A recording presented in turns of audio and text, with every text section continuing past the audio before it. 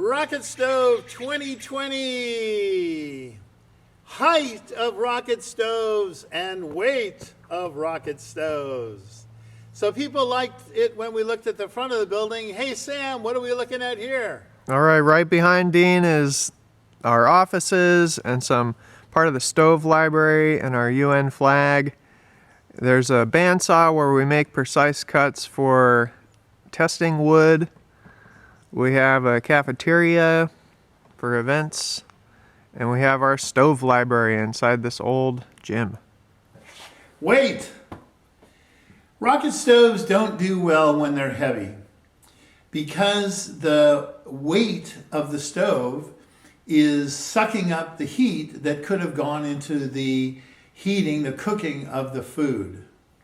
So if you're going to make something out of, say, cement block, there are 4 cement blocks here on this scale, and that's 69 kilos.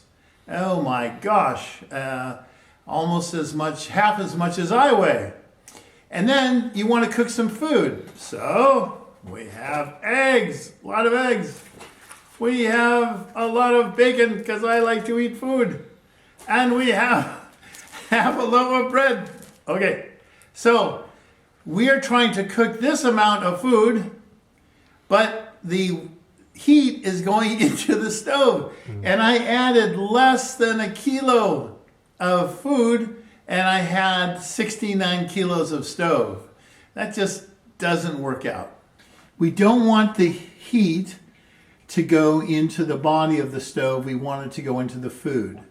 So basically, the lighter the better. And yet at the same time, we want to use natural materials. We don't want it to be too expensive. And the people that we're trying to help don't have stainless steels. You know, they don't even have steel. So we had to go all the way to China. There's a little area in China, about 50 miles by 50 miles, where for 1,000 years, they made lightweight refractory ceramic. And it's made from clay and from sawdust, and then the sawdust burns out and it makes the clay light. So here's a rocket combustion chamber that weighs 3.5 kilos. And it's light enough that it floats on water.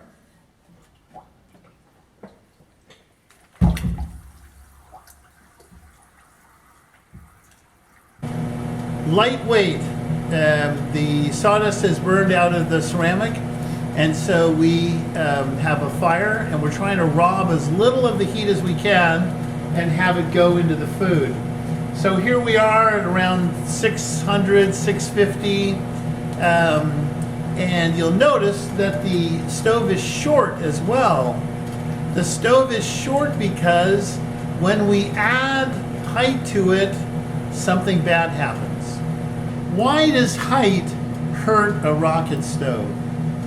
It's because the extra draft provided by this taller chimney is sucking in more cold air. And that cold air then mixes with the flame and lowers the temperatures to the pot. And so we have reduced heat transfer to the pot. The good thing about added height is that you have more dwell time, but you suffer a lot because of that extra added draft pulls in too much cold air.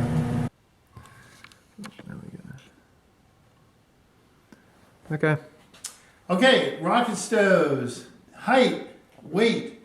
All of this is to increase the heat transfer into the pot. So you're using the least amount of wood to cook. And there are principles that are really well known. Heat transfer is mathematically described. So one of the things that we do here at Opera is make design principles, trying to help teach folks. And the design principles, you can't see this, I just tore this off the wall, but if you look at aprovecho.org, there are 10 design principles for making a rocket stove that Larry Winiarski made in long time ago. and half of them are about heat transfer. So anyway, you might want to check that out. I glazed one of those combustion chambers made out of ceramic. And so this to me is a darn good rocket stove that'll last for a while. If you remember TARP V, those are the heat transfer design principles. Temperature. The gases that hit the pot have to be as hot as possible. And if you can get 600 to 900, you're doing a great job. Even 600 is hard to get, but you can. That's when the flame is touching the pot. There's a lot of air around it. And so 600, 700, boy, you're doing great. The area of the pot has to be increased as much as possible so that the hot gases are hitting the bottom, and then that's why we use a skirt, because the skirt makes the hot gases hit the side of the pot as well. So you increase the area, increase the temperature, increase the area exposed to the hot gases. Radiation is very important. When you have that fire going, there's radiant energy that's hitting the bottom of the pot. And that's another thing that suffers when you move that pot really far away from the fire. You get a lot less radiation, takes more wood to cook. Proximity. The reason that the skirt has a small gap is that the hot gases have to really scrape against the side of that pot to be able to get in there.